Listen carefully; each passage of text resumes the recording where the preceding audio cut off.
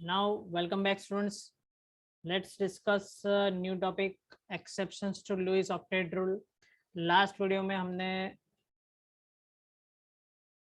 Formal charge के बारे में देखा था, how to find the formal charge in Lewis structures.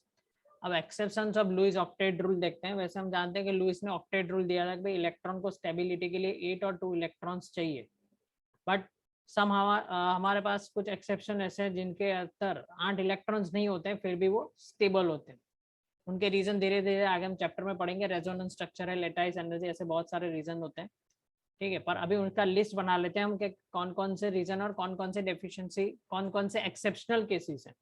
तो सबसे पहले है electron deficient molecule. Electron deficient molecule. First, electron deficient molecule, that means it contains less than 8 electrons. It contains less than, number of electron is less than 8. Example देख लेते हैं. जैसे हमारे पास example है BeCl2. तो Be के अंदर हमारे पास 4 इलेक्ट्रॉन्स होंगे. Be का एटॉमिक नंबर जो है दैट इज 4 है. तो इसका इलेक्ट्रॉन कॉन्फ़िगरेशन होगा 1s2 एंड 2s2. तो उसके वैलेंस शेल में 2 इलेक्ट्रॉन्स है. पर उसके आसपास क्या है? क्लोरीन. यहाँ पे भी क्लोरीन है. क्लोरीन इसके साथ, क्लोरीन के अंदर कितने बोले होते हैं? 7 इलेक्ट्रॉन्स. तो it will share with the beryllium. But Be के पास जो इलेक्ट्रॉन्स है वो आप देख सकते हो वहां पे 8 इलेक्ट्रॉन नहीं है, फिर भी वो क्या है? स्टेबल है. तो इसके अंदर 4 इलेक्ट्रॉन सिस्टम है. ऐसे और एग्जाम्पल है हमारे पास, जैसे Bf3 है, BCl3 है एंड AlCl3 है, जिनके अंदर 6 इलेक्ट्रॉन सिस्टम है, फिर भी वो स्टेबल है. नेक्स्ट क्वेश्चन देखते हैं. नेक्स्ट पॉइंट है there is expansion of the octet. Expansion of the octet. अब एक्सपांशन ऑफ द ऑक्टेट का मतलब हुआ कि उसके अंदर इलेक्ट्रॉन जो है, number of electron is more than octet 8. Example देखते हैं. जैसे PCl5 है, SF6 है, IF7 है. PCl5 के अंदर 5 to 10 इलेक्ट्रॉन्स होंगे, इसके अंदर 12 इलेक्ट्रॉन्स होंगे, इसके अंदर 14 इलेक्ट्रॉन्स होंगे. अब यहाँ पे PCl5 में 1 2 3 4 एंड 5 बॉन्ड बनते हैं, ये देखिए, इसलिए इसके अंदर 5 to 10 इलेक्ट्रॉन सिस्टम है. Third is very important, that is odd electron system. Odd electron molecule. अब ऑड इलेक्ट्रॉन मॉलिक्यूल में एग्जांपल लेते हैं नाइट्रिक ऑक्साइड.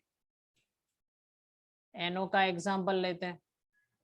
नाइट्रोजन का इलेक्ट्रॉन कॉन्फ़िगरेशन अगर देखें 1s2 2s2 2p3. ऑक्सीजन का इलेक्ट्रॉन कॉन्फ़िगरेशन देखते हैं तो 1s2 2s2 2p4. That means nitrogen के अंदर 5 वैलेंशियल इलेक्ट्रॉन है, इसके अंदर 6 इलेक्ट्रॉन है. तो देखो नाइट्रोजन का हम स्ट्रक्चर बना लेते हैं. ये नाइट्रोजन है और ये ऑक्सीजन है.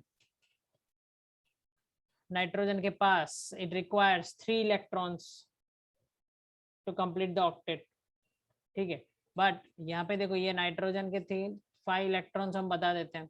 ऑक्सीजन के 6 इलेक्ट्रॉन्स है, तो ऑक्सीजन का तो ऑक्टेट, ये 6 इलेक्ट्रॉन्स ऑक्सीजन के और 2 इलेक्ट्रॉन नाइट्रोजन के, ऑक्सीजन का ऑक्टेट कंप्लीट हो जाता है. पर नाइट्रोजन का जो ऑक्टेट है उसके अंदर आप देख सकते हैं यहाँ पे ऑड इलेक्ट्रॉन्स है. यहाँ पे क्या है? ऑड इलेक्ट्रॉन्स है, फिर भी वो क्या है? स्टेबल है. एक और एग्जांपल ले लेते हैं हम उसका, NO2. अगर NO2 का स्ट्रक्चर आप ड्रॉ करोगे, लुईस स्ट्रक्चर अपने आप ड्रॉ करके देख लेना, तो यहाँ पे भी आपको देखने मिलेगा कि भाई ऑक्सीजन के अंदर NO और ऑक्सीजन के अंदर यहाँ पे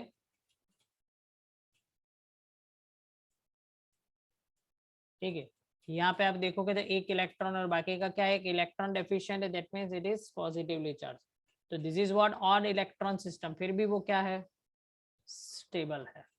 अब बहुत ही एक इम्पॉर्टेंट जे नीट के लिए इम्पॉर्टेंट पॉइंट देखते हैं, that is called pseudo inert gas configuration.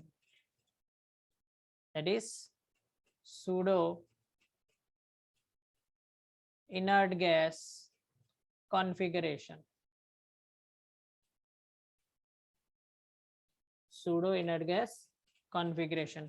उसमें सबसे पहले अगर एग्जांपल देखें Zn. तो आप जानते हो Zn का electron configuration 1s2 2s2 2p6 3s2 3p6 4s2 3d10। अगर हम यहाँ पे Zn+2 अगर लिखते हैं तो यहाँ से ये वैलेंस शेल में से 2 इलेक्ट्रॉन चले जाएंगे। तो अब ये वैलेंस शेल हो गया, तो यहाँ पे वैलेंस शेल इलेक्ट्रॉन्स अब कितने टोटल आप देख लो 18 है। तो उसको हम कहते हैं pseudo inert gas configuration. That means outer most shell में, जो आउटर मोस्ट शेल है उसके अंदर 18 इलेक्ट्रॉन अगर हो जाते हैं तो उसको हम कहते हैं क्या, सूडो इनर्ट गैस कॉन्फ़िगरेशन। एक और एग्जांपल ले लेते हैं, जैसे कॉपर। कॉपर का इलेक्ट्रॉन कॉन्फ़िगरेशन है 1s2 2s2 2p6 3s2 3p6 4s1 3d10। आप जानते हो एक्सेप्शनल केसेस है, फुल्ली फिल्ड या हाफ फिल्ड होगा तो हम 3d10 लिखते हैं, चैप्टर नंबर 2 में हम पढ़ चुके हैं। अगर यहाँ पे वैलेंसी क्रिएट कर देते हैं, जैसे प्लस हो गया +1, तो ये इलेक्ट्रॉन रिलीज हो जाएगा।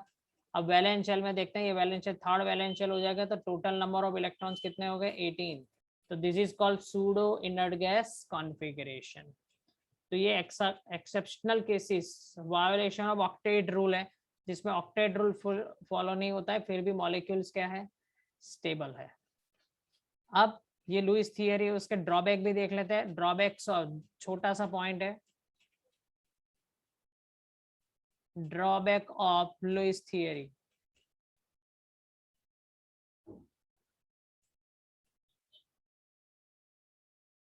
ड्रॉबैक ऑफ लुईस थियरी में सबसे पहला जो है, that is it could not define, it could not define stability of the molecule।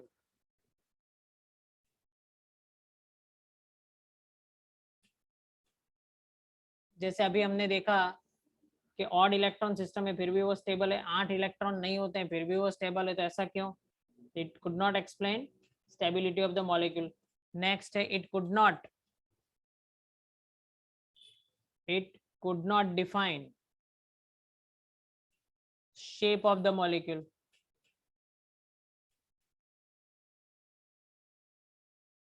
It could not define shape of the molecule, यानी कौन सा शेप बनेगा ये भी लुईस थियरी से हमें समझ में नहीं आता है। ओके, तो ये हो गया हमारा Lewis theory, exceptional cases of octet rule. This is also an important topic. तो यहाँ तक रखते हैं फ्रेंड्स, नेक्स्ट वीडियो में हम फिर से मिलेंगे कुछ और नया टॉपिक लेके, पर इसी तरह हमारे साथ जुड़े रहिए। आपके साथ हम नए नए वीडियोस बनाते रहेंगे, और चैनल को सब्सक्राइब कर दीजिए, लाइक कर दीजिए, शेयर कर दीजिए, और इस वीडियो के नीचे कमेंट देख लीजिए ये वीडियो आपको कैसा लगा। Thanks, goodbye students.